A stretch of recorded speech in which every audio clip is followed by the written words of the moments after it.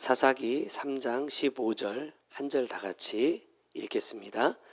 이스라엘 자손이 여호와께 부르짖음에 여호와께서 그들을 위하여 한 구원자를 세우셨으니 그는 곧 베냐민 사람 게라의 아들 왼손잡이 에웃이라. 이스라엘 자손이 그를 통하여 모압 왕 에글론에게 공물을 바칠 때에. 아멘.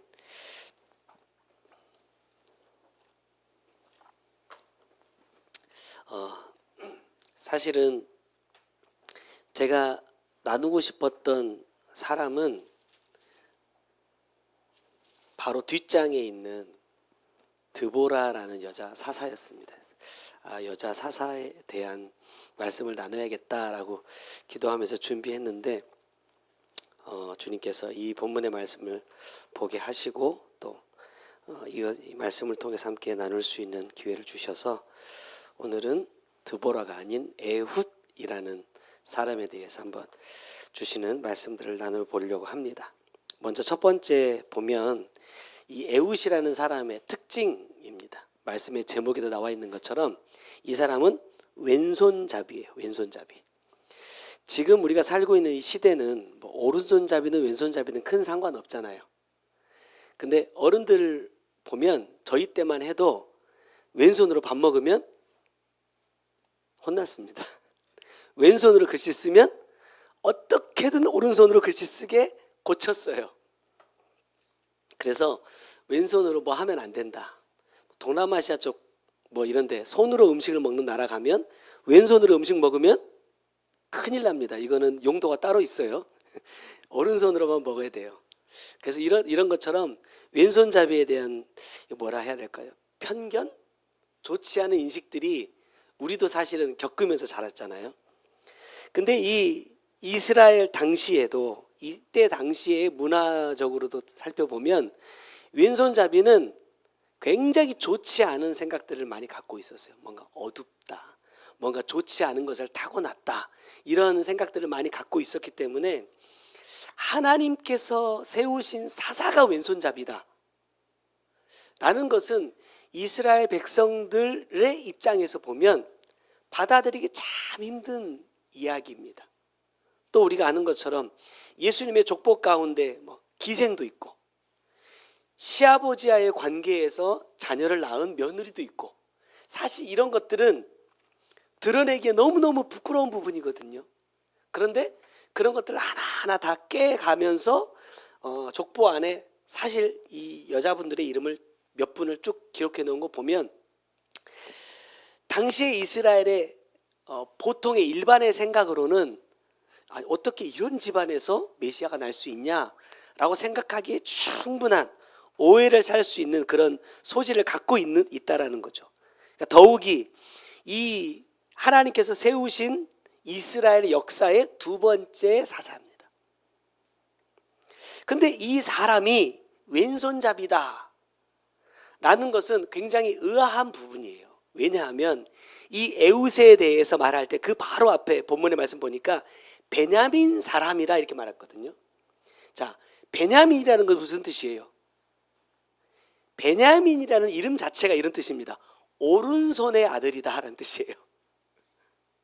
자, 쉽게 말하면 오른손잡이다 라는 뜻이거든요. 근데 그 베냐민 지파에서 왼손잡이가 태어났단 말입니다. 그럼 이게 무슨 말이에요? 너는 뭔가 우리랑은 좀 다른 아이야. 뭔가 좀 잘못된 아이가 태어났다 이 말이거든요. 그런데 하나님께서 이 왼손잡이를 통해서 이스라엘을 구원하신다는 겁니다.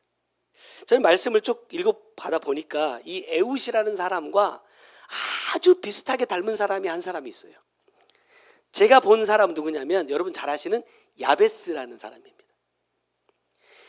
역대상에 보면 이 야베스라는 사람이 등장하는데, 보통 이 역대상 4장은 유다지파에 대한 유다지파 자손들에 대한 이야기를 이제 쭉 누가 누구를 낳고 누가 누구를 낳고 이게 쭉 기록하는 장면이거든요. 그런데 말씀을 보면 아주 특이합니다. 4장 8절 고스는 아눕과 소베와와 하룸의 아들 아하헬 종족들을 낳았으며 이렇게 기록을 해요. 그러니까 1절부터 뒤로 누가 누구를 낳고 누가 누구를 낳고 이렇게 쭉 기록해 오던 과정입니다.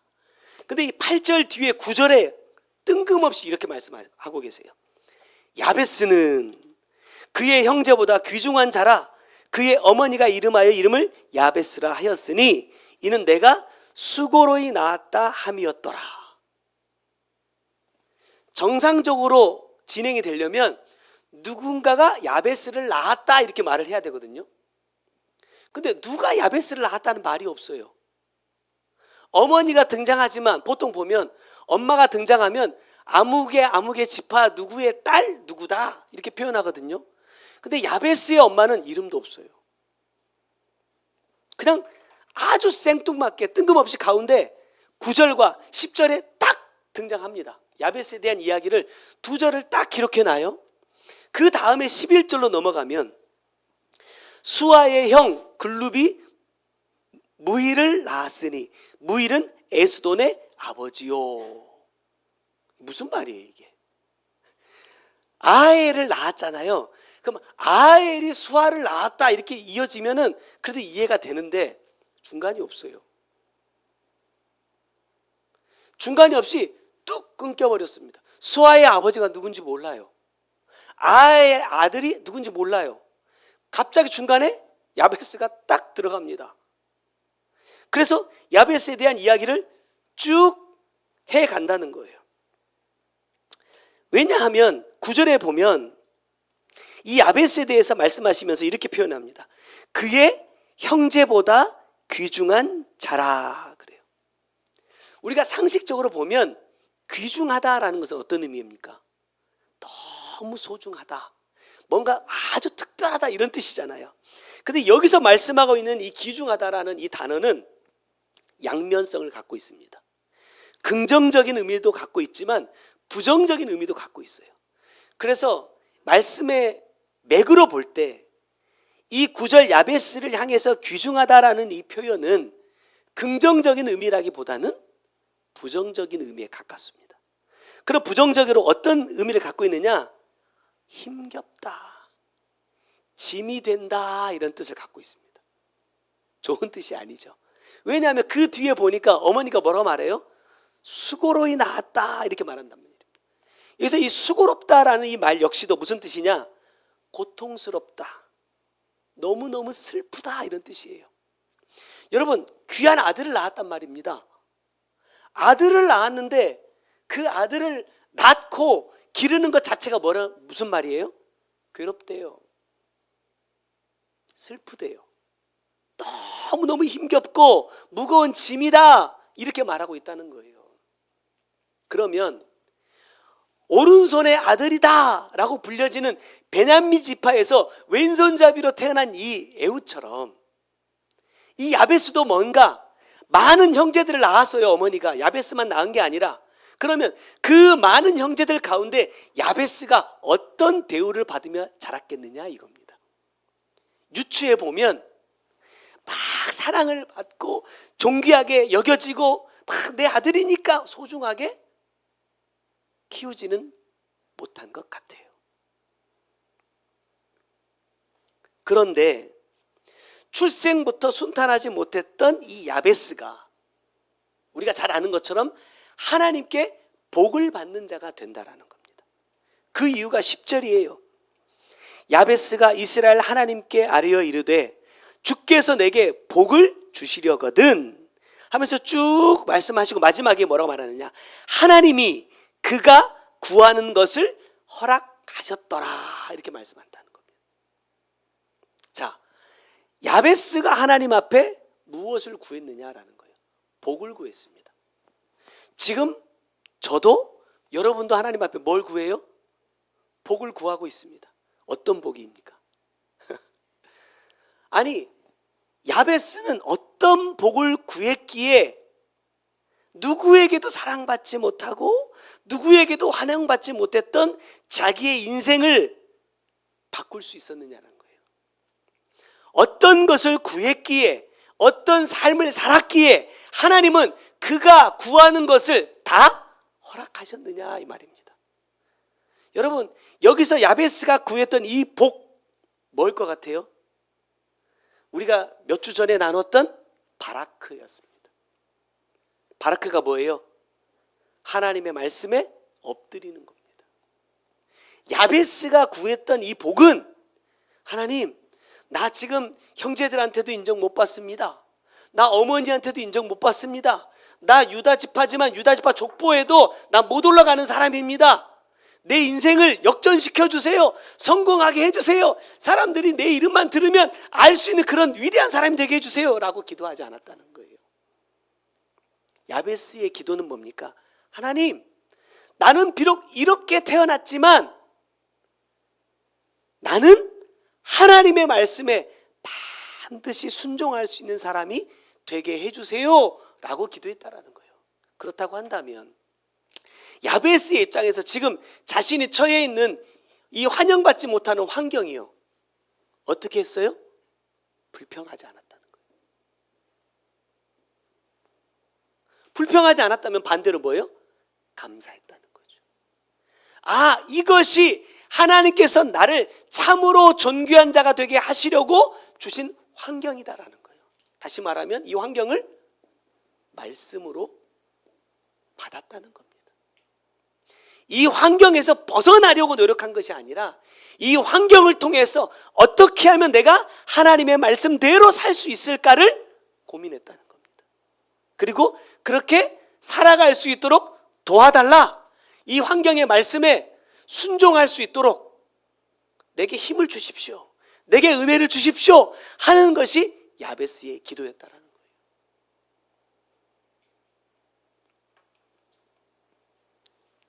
이렇듯 야베스는 자기의 환경이나 자기 주변의 시선에 묶이지 않았어요.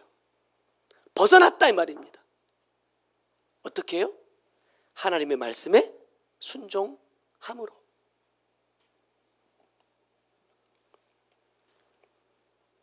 오늘 본문으로 다시 돌아오면 에훗도 마찬가지예요. 아까도 말씀드렸지만 당시의 배경으로 보면 왼손잡이는 어디 가서 쓰임 받을 수가 없어요. 그런데 하나님은 그런 에훗을 사사로 불러주셨다는 거예요. 우리가 지금 여기서 사사라고 말하지만 이 사사들은 당시에 어떤 영향력을 갖고 있었느냐, 마치 여호수아 같은, 모세와 같은 존재입니다. 나중에 이제 사사가 이렇게도 되죠. 사사가 나라를 딱 구하고 나니까 백성들이 와서 뭐라고 말해요? 당신이 우리를 다스리소서, 이렇게 말한단 말입니다. 자, 두 번째 에훗의 특징은 뭐냐? 사사기에서부터 이스라엘이 멸망하는 역대하까지 통틀어서 가장 오랜 기간 동안 평안을 누렸습니다. 가장 오랜 기간 동안 하나님을 섬겼습니다. 몇 년입니까? 80년입니다. 다윗도 못한 일입니다. 솔로몬도 못했어요. 30절에 보면 그날의 모압이 이스라엘 수하에 굴복함에 그 땅이 80년 동안 평온하였더라. 나중에 뒤에서 다시 말씀 나누겠지만 80년으로 끝난 게 아닙니다, 여러분. 이 에훗 다음에 삼갈이라는 사사가 이어가거든요. 요것도 이제 말씀 보세요. 기가 막힙니다. 이게 여기서 진짜 에훗이 복을 받은 이유는 뭐냐면 이어지는 복을 받았습니다.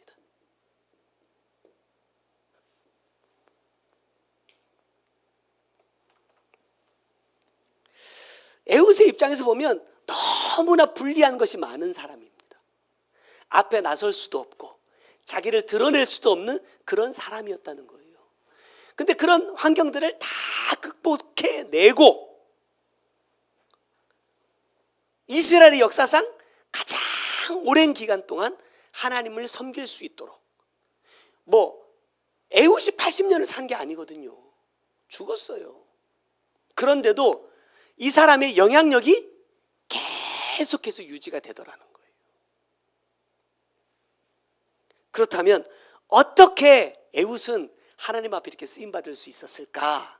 이것을 생각해 보려고 합니다. 자, 첫 번째는요, 하나님은 시험하신다입니다.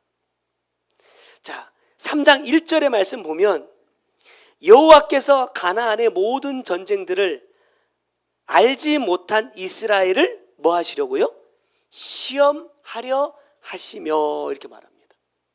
자, 왜 시험하시느냐? 4절에 남겨두신 이방 민족들로 이스라엘을 시험하사 여호와께서 모세를 통하여 그들의 조상들에게 이르신 명령들을 순종하는지 알고자 하셨더라 이 말입니다. 자, 이 말씀을 그대로 야베스에게 가져오면요, 그들 가운데 남겨진 이방인들은 야베스에게는 환경이었습니다. 미움받고 손가락질 당하고 인정받지 못하는 그런 어려운 환경들이었단 말입니다. 근데 뭐 해요? 순종해요. 엎드려요.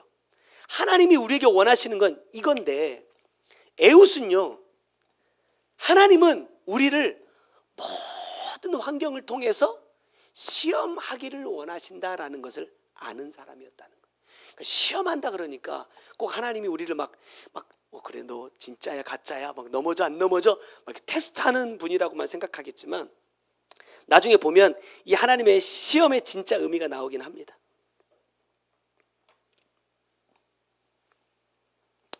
하나님의 시험의 목적은 뭐냐?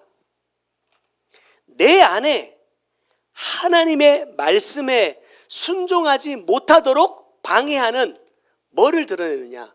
죄를 드러내는 것이 목적입니다. 시험의 목적입니다. 죄를 드러내고 이 죄를 해결하게 이끌어 가시는 것이 하나님께서 시험하시는 이유라는 거예요. 막 우리를 넘어뜨리고 내가 진짜인지 가짜인지 확인하려고 하시는 것이 아니라 내 안에 있는 이 죄의 문제들을 해결해 주시기 위해서 우리를 시험하신다.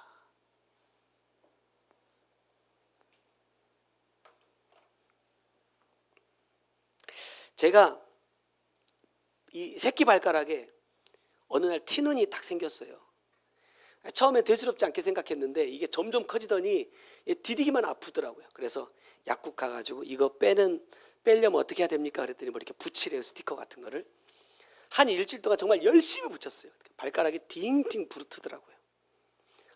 하얗게 변하면서 이렇게 발가락이 커졌어. 나중에는 막 발을 못 디딜 정도로 아파. 그래가지고 더 이상 못하겠다요. 딱 떼냈더니 그날부터 이제 껍질이 벗겨지고 그 티눈 있던 자국이 있는 얘가 톡 떨어지더라고요. 그래서 해결됐나 보다 하고 이제 한 달 정도 딱 지났는데 다시 또 생겼어요. 그래서 걱정인 거예요. 그걸 또 스티커를 또 붙여야 되나? 그때 너무 아팠거든요. 내가 생각하면서 그걸 느꼈어요. 뿌리가 빠지지 않으니까 다시 올라오더라는 거예요. 그러면 언제까지 이걸 해야 돼요? 뿌리가 다 빠질 때까지 해야 안 나는 거거든요. 겉으로만 껍질만 딱 떨어지고 나니까 나는 이제 부드러운 살이 나오니까 됐나 보다 했는데 얘가 안에 숨어 있더라는 거예요. 하나님은 왜 우리를 시험하실까? 좋게 타일러도 되잖아요. 좋게 가르쳐줘도 되잖아요. 근데 왜 시험하실까? 왜 우리를 힘들게 하실까? 이게 만만하지 않기 때문입니다. 좋은 말로 하면요 안 나오거든요. 좋은 말로 하면 안 나오니까 하나님께서 다루실 수밖에 없는 거예요. 이 죄의 뿌리가 얼마나 깊냐면 성경에 보니까 3장 12절에 이렇게 말씀합니다. 이스라엘 자손이 또 여호와의 목전에 악을 행하니라. 뭐예요? 또. 이 말씀이요, 이스라엘 자손이 또 여호와의 목전에 악을 행하니라, 이 말씀이 몇 번 반복되는 줄 아세요? 사사기에 7번 반복됩니다. 말씀에 순종하지 않아서 이방 나라를 통해서 신창 두들겨 맞고 하나님 도와주세요 해서 사사 보내서 기껏 구해놨더니 어떻게 해요?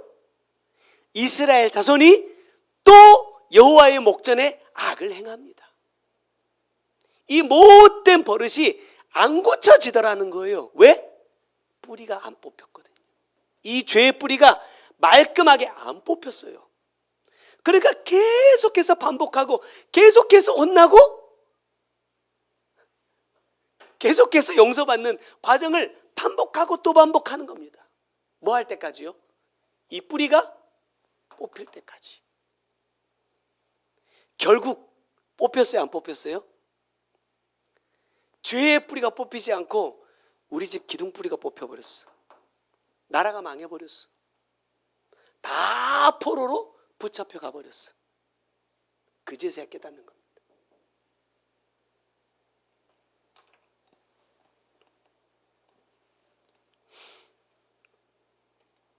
성경에는 기록되어 있지 않지만 에웃의 입장에서는요, 사사로 부르심을 받았지만 사사로서의 역할을 하기가 굉장히 어려운 상황입니다. 그래서 그가 한 일이 뭐냐? 오늘 본문 보니까 마지막에 보세요. 이스라엘 자손이 그를 통하여 모압 왕 에글론에게 공물을 바치게 했다 그래요. 사사는 이스라엘을 다스리는 사람입니다. 근데 지금 뭘 시켜요?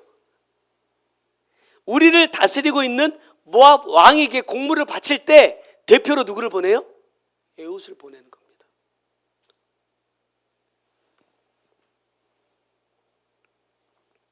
무슨 의미일까요?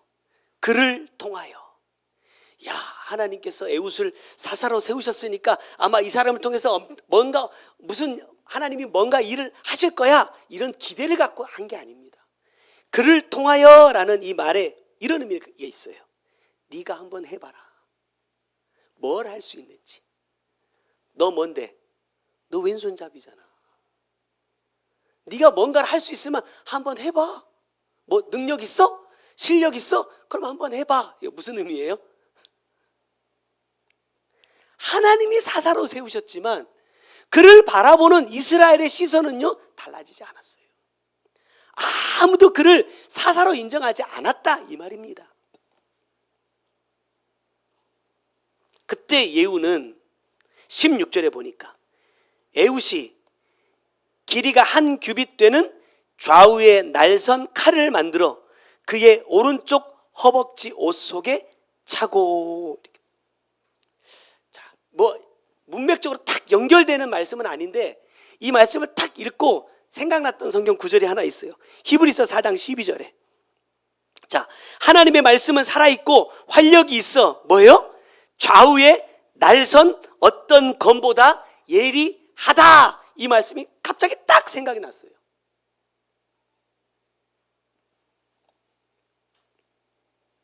여러분 보세요. 16절에서 에웃이 모압 왕을 죽이기 위해서 좌우에 날선 칼을 준비했다 이렇게 말씀합니다. 근데 저는 이 말씀을 통해서 에웃이 준비한 것은 열심히 칼을 갈아가지고 한 번에 찌를 수 있는 날카로운 칼을 만든 것만이 아니다라는 거예요.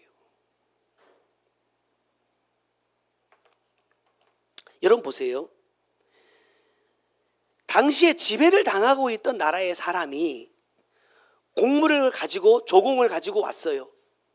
근데 이 사람이 지금 뭐 하겠다고 하냐면 왕과 독대를 하겠다라는 겁니다. 그러면 지배자의 입장에서 우리도 역사에도 그렇지만 왕 앞에 아련하러 갈 때 무기를 찰 수 있습니까? 없습니다. 다 몸을 수색합니다. 그럼 만약에 제가 이 말씀을 읽으면서 제가 생각하는 거예요. 만약에 에웃이 오른손잡이였다면 일반적으로 칼을 어디에다 차요? 왼쪽에다 차겠죠. 그러니까 보면 칼을 수색할 때 어디를 보여줘요? 나 칼 없다. 왼쪽을 보여줍니다. 왜? 다 오른손잡이들이 출세를 했거든요. 오른손잡이들만 일했거든요. 왼손잡이들은 그런 칼 한번 잡으면서 막 앞에 나가서 할 만한 일들을 못했어요. 왜? 무시당했으니까. 근데 에웃은요, 왼손잡이입니다. 그럼 칼을 어디다 차요? 말씀처럼 오른쪽에다 차겠죠. 오른쪽 허벅지 속에다가 감췄대요. 분명히 몸을 수색했을 텐데, 무기가 있는지 없는지 점검을 했을 텐데 안 들킨다라는 겁니다. 왜죠? 왼손잡이이기 때문에. 오른쪽에 숨겼기 때문에. 저는 이 말씀을 쭉 읽어가면서 예전에 제가 한번 그런 말씀을 나눈 적이 있어요. 여전도 헌신 예배인가 뭐 그거 할 때 하나님은 내가 가진 여러분 달란트, 이게 뭐 탤런트라고 하는데 달란트 이러니까 뭔가 하나님이 우리에게 주신 특별한 어떤 능력이나 은사나 재능이라고 생각하거든요.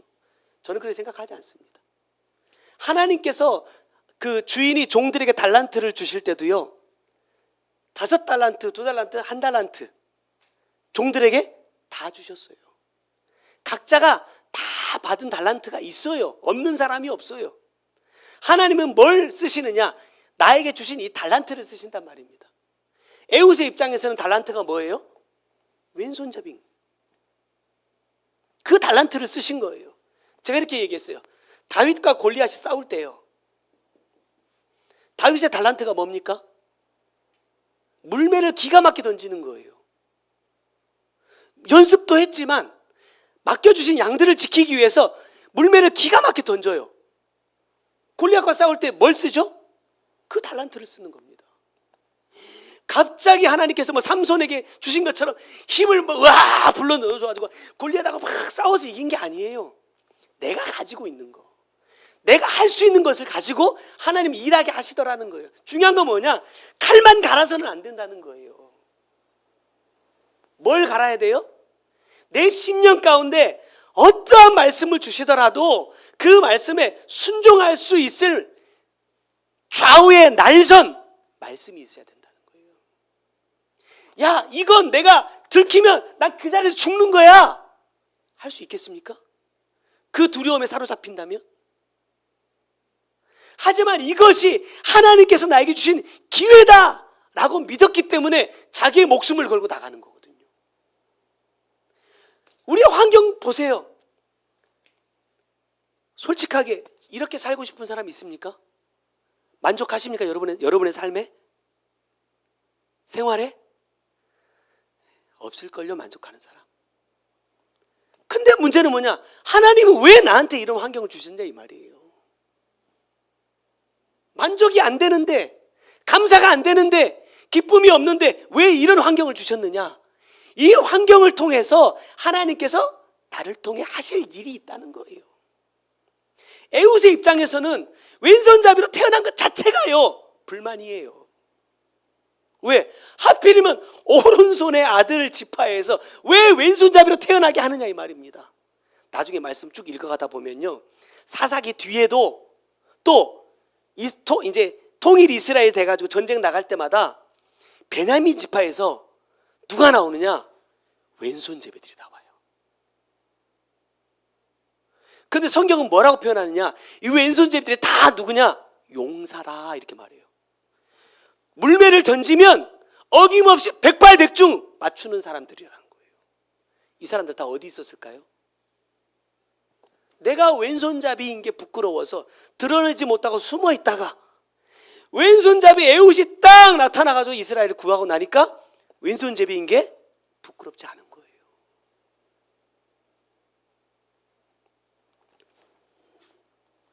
여러분에게는 어떤 달란트가 있습니까? 목사님, 저는 눈씻껏 찾아봐도 없습니다. 여러분, 없을 수가 없어요. 하나님은 모든 사람에게 다 달란트를 주셨기 때문에 찾아야 된다는 거예요. 이걸 찾아야 내가 하나님께서 나를 사용하고자 하실 때 쓰임받을 수 있다니까요. 이걸 못 찾으면 누구와 같아요? 한 달란트 받은 사람과 같아요. 이건 내 거 아니야. 이건 내 거 아니야. 나 이런 거 못해. 다 묻어뒀다가 주인이 돌아오니까 당신의 것을 받으소서. 당신의 것이 아니야. 네 거야, 네 거. 너한테 준 거야. 근데 내 거 아니라는 거예요. 그럼 여러분, 쓰임받지 못합니다. 쓰임받지 못할 뿐만 아니라 여러분, 칭찬도 받을 수 없습니다. 그러나 에웃은 그 왼손잡이라는 그 달란트를 가지고 하나님의 일을 이루어 간다는 거예요. 사랑하는 성도 여러분, 우리가 하나님의 말씀 앞에 엎드리기만 하면 하나님은 우리의 약한 것을 가지고도 뭐 하실 수 있다?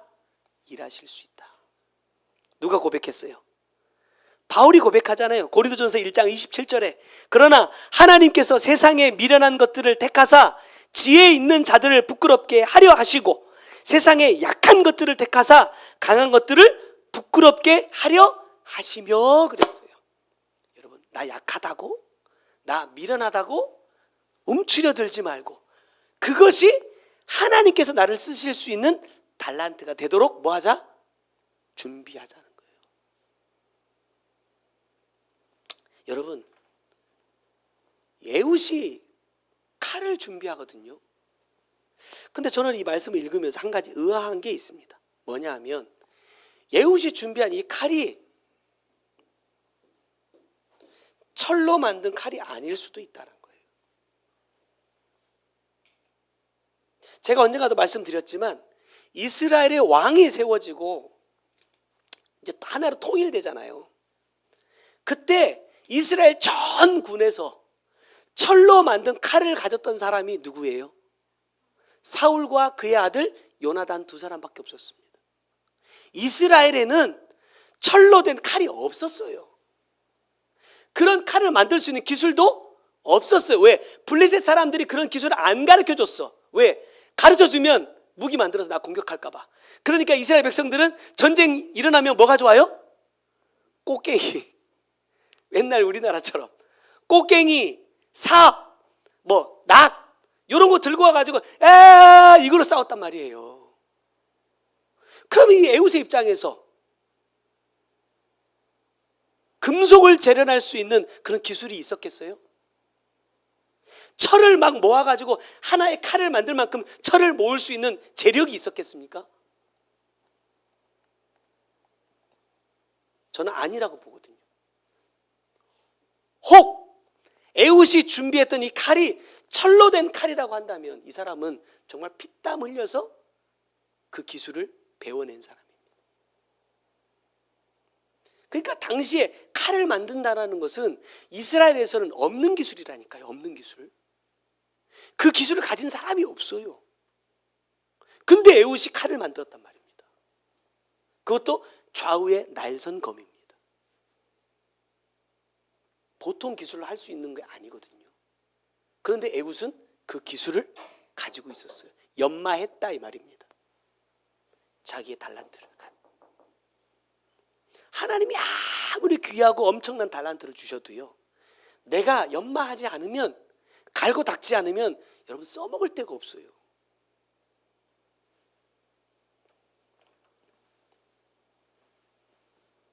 나에게는 약점일 수 있고 나에게는 연약함일 수 있지만 하나님께서는 그것이 나의 강함이 되고 나를 쓰시는 이유가 될 수 있음을 여러분 꼭 믿으시길 바랍니다.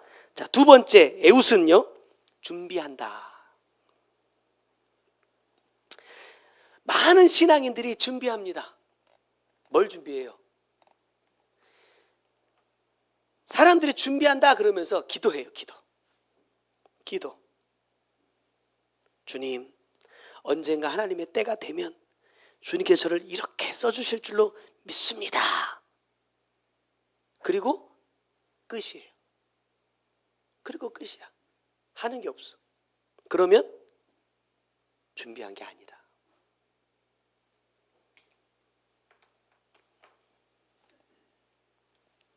하나님은 절대 홀로 일하시지 않고 반드시 나와 함께 하신다.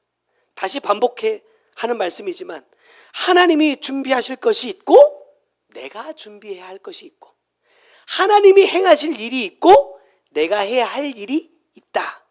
조금 전에 말씀드렸던 16절 말씀처럼 에훗이 한 규빗 되는 좌우의 날선 칼을 만들어서 준비하고 있을 때 하나님이 뭘 주십니까?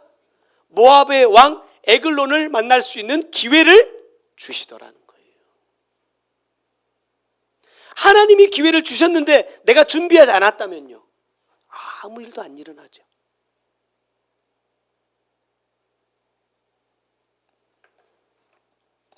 언제 하나님께서 이 기회를 주실지 에훗도 몰라요. 그냥 준비하는 겁니다. 뭐가 오기를? 기회가 오기를.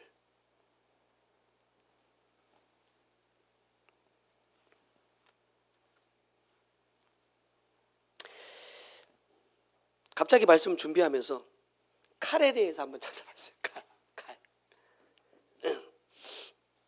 왜 그러냐면 요 좌우의 날선검은요. 저도 그림을 못 그리네요. 자, 이렇게 좌우의 날선검이라고 보세요. 양쪽에 날이 있으면 그 칼 만드시는 분들이 그렇게 얘기해요. 양쪽에 날이 있는 검은 만들기가 굉장히 어렵대요. 그 여러분 아시다시피 우리나라 칼들은 대부분요 한쪽입니다. 한쪽. 그래서 요 칼은 도라고 불러요. 도. 날이 한쪽에만 있어요. 요 도는요 목적이 뭐냐면 자르는 게 목적입니다. 전쟁할 때 우리는 그래서 이렇게 챙챙챙 하다가 촥 잘라서 사람을 죽이죠. 좌우에 날이 있는 이 검의 목적은 뭐냐면 찌르는 겁니다. 찔러야 치명상을 입혀요. 베는 데는 크게 베이지 않는데 왜? 한쪽만 날이 있으면 이 뒤가 튼튼하게 받쳐져서 힘이 받쳐지지만 양쪽에 날이 있는 검은 이렇게 쳤을 때 힘이 없어요. 도에 비해서. 그래서 이 검의 목적은 찌르는 게 목적이라는 겁니다. 에훗이 왜 양쪽에 날이 있는 검을 만들었을까? 에훗은요 내가 모압의 왕을 만났을 때 어떻게 해야 될 것까지도 다 준비하는 겁니다. 이게 아니라 이렇게 하겠다라고 준비하고 훈련한 거예요. 여러분 만약에 이 왕을 내가 한 방에 찔러서 죽이지 못하면요 내가 죽는 거예요.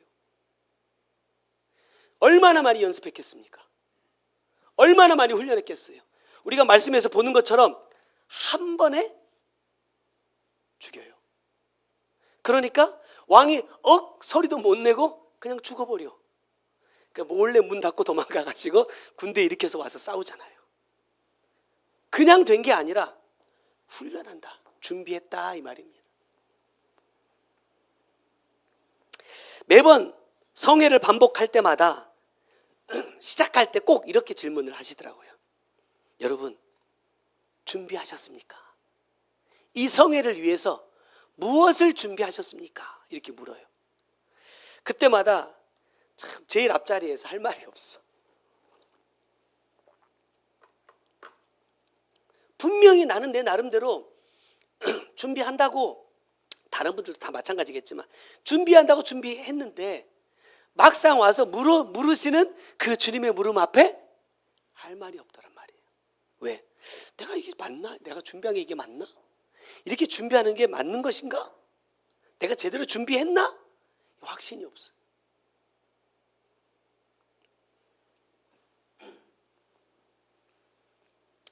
여러분 준비하지 않으면 성공할 수 없고 준비하지 않으면 기회가 와도 잡을 수 없습니다. 자, 에훗은 잘 준비해서 모압 왕 에글론을 죽입니다. 그리고 전쟁을 일으켜가지고 싸워서 모압을 지배하죠. 그리고 그가 80년을 다스립니다. 그리고 그가 죽고 그 다음 사사가 삼갈이라는 사람이 등장을 하는데 에훗과 삼갈 사이에 아까 우리가 나눴던 말씀 있죠. 또 12절에 보니까 이스라엘 자손이 또 여호와의 목전에 악을 행하니라 이 말씀이 없습니다. 유일하게 사사기에서 등장하지 않습니다. 그래서 제가 이거를 이렇게 표현한 거예요. 이어지는 복이다. 주의 종을 통해서도 말씀해 주셨지만 나만 누리는 거, 나만 받는 거 그건 복이 아니라 하셨어요. 이어지지 않으면 결국 이것은 복이 아니다. 여러분 어떤 입장에서 보면 에훗보다도 더 실력 있고 능력 있는 사사들 많습니다. 하나님 앞에 믿음을 인정받은 왕들도 있습니다. 그러나 저는 이 에훗을 통해서 다른 거는 별로 안 부럽지만 이거 하나는 부럽더라고요. 어떻게 80년이라는 이 세월 동안 이 백성들이 하나님을 섬기며 살도록 이끌어 갔을까? 그리고 그 은혜가 그 다음 사사에게까지 이어져 갈 수 있었을까라는 거예요.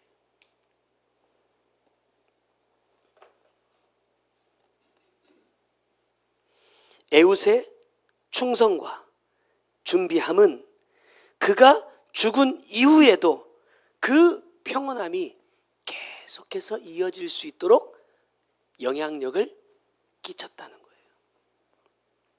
여러분, 세상에 막 이름을 내고 싶고 막 이름만 말해도 야, 그 사람 이러이러해, 이렇게 영향을 끼친 게 아니라 에웃은 철저하게 하나님의 말씀 안에서 뭘 누려요? 평온을 누립니다. 평온. 평온이 뭡니까? 그 안에 분쟁이 없더라, 이런 말입니다. 나와 남 사이의 분쟁도 분쟁이겠지만 저는 여기서 말씀하거든요. 이 평온이라는 것은요, 이스라엘 안의 평온입니다. 이스라엘 안에. 나도 보면 죄와 날마다 싸우잖아요. 내가 지면 죄 짓고 이기면 죄 안 짓고, 이 평온이 80년 동안 유지되었다라는 것은 이스라엘 백성들 안에 야, 하나님 섬길 것인가 우상을 섬길 것인가 갈등이 없었다는 거예요.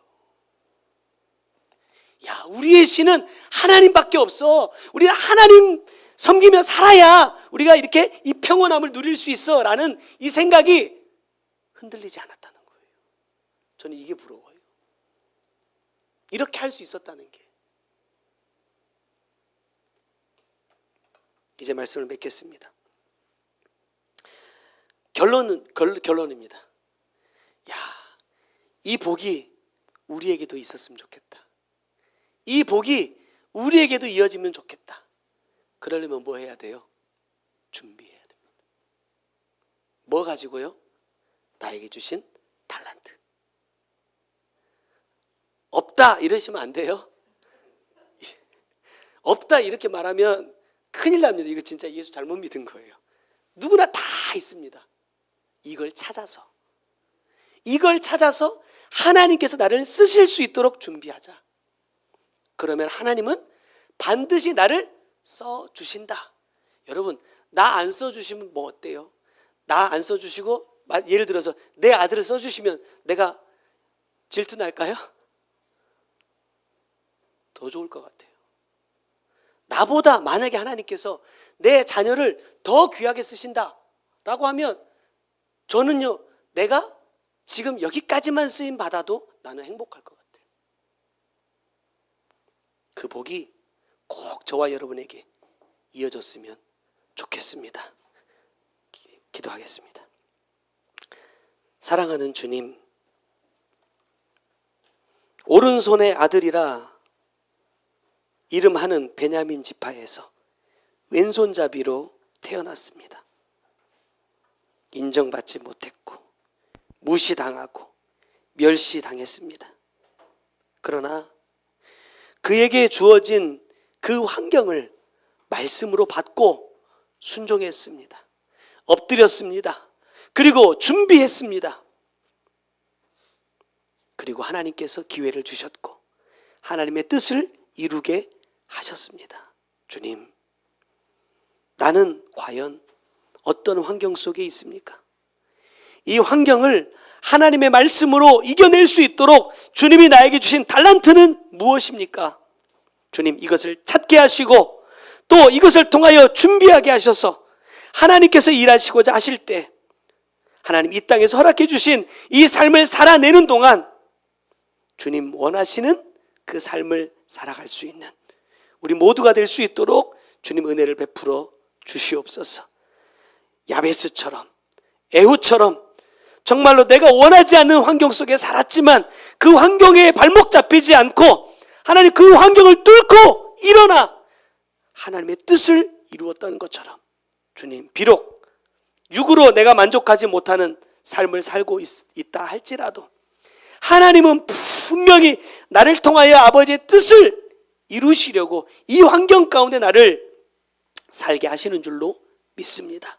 이 환경 발목 잡히지 않고 이 환경에 눌리지 않고 반드시 이겨내어 하나님의 뜻을 이룰 수 있는 우리 모두가 되게 하여 주시고 에훗처럼 하나님이 주신 이 평온을 나만 누리지 않고 계속해서 이어지는 복으로 함께 누릴 수 있도록 하나님 그 길을 열어가는 우리가 될 수 있도록 은혜를 베풀어 주시옵소서. 귀한 예물 주님 앞에 올려드립니다. 아버지의 뜻 이루기를 원합니다. 주님, 기회 주실 때 놓치지 않게 하시고 그것이 기회임을 알게 하시고 쓰임받아 하나님 원하시는 그 귀한 삶의 열매 맺어가는 우리 모두가 되게 하여 주옵소서. 지금은 우리 구주 예수 그리스도의 은혜와 아버지 하나님의 크고 놀라우신 사랑과 성령님의 감화 감동하시고 역사하시며 보호하시는 귀한 은혜가 오늘도 애우처럼 아버지의 때를 준비하며 하나님 내게 주신 달란트 잘 연단하여 하나님께 쓰임받기 원하는 주의 사랑하는 성도들 머리 위에와 그들의 가정과 삶의 모든 터전 위에 이제로부터 영원토록 함께 계실지어다. 아멘.